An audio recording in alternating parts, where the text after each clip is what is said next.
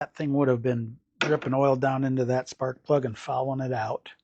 Yeah, it is kind of weird that it had oil all over it like that, unless it was something that leaked in, because I'm looking now, I don't see any evidence of a leak.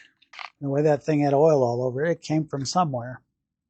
Unless when they filled, no, it wouldn't be the fill.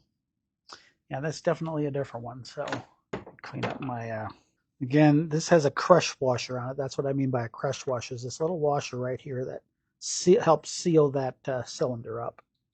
So again, always go finger tight, especially with these aluminum heads. I have, back in my beginning days when I was probably 19 or 20, maybe 9, no, I was 19, actually stripped an aluminum head. That was not fun. I'm sure that there's a method for this. I just do it all by touch, the way I've always done it.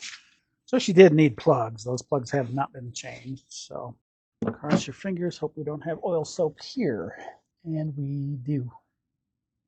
Yeah, we have oil right around the tip. You see it there? Oh, that'd be one of those things that when it hits that oil, you end up with an oil soaked plug. That is never a good thing. But at least the seals in the rubber gaskets and everything are keeping everything from getting down into the spark plug itself. Yep, same thing here.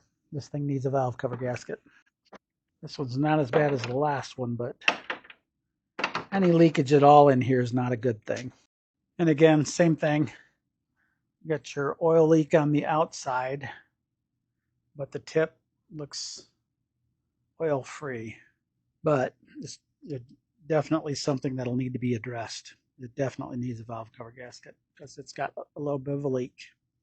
And we are replacing those champions with iridium plugs, so that should also help. And again, that crush washer would keep that oil out of there, so that's kind of a good thing. I like to shake it around a little bit before I start spinning. That way I know I'm centered on individual coils. And what's nice about these is, for those old timers out there, you get a bad cylinder, you replace one coil pack, and boom, you're good to go.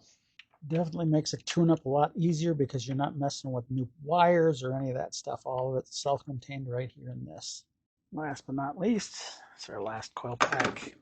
Yeah, it's really nice because it doesn't take very long to do a tune-up on a car with coil packs, unless you got like a V8, like in my 300 with the 6-cylinder. The spark plugs are underneath the intake manifold. You actually have to remove the intake manifold, and I can tell you from experience, it is a freaking nightmare to do that.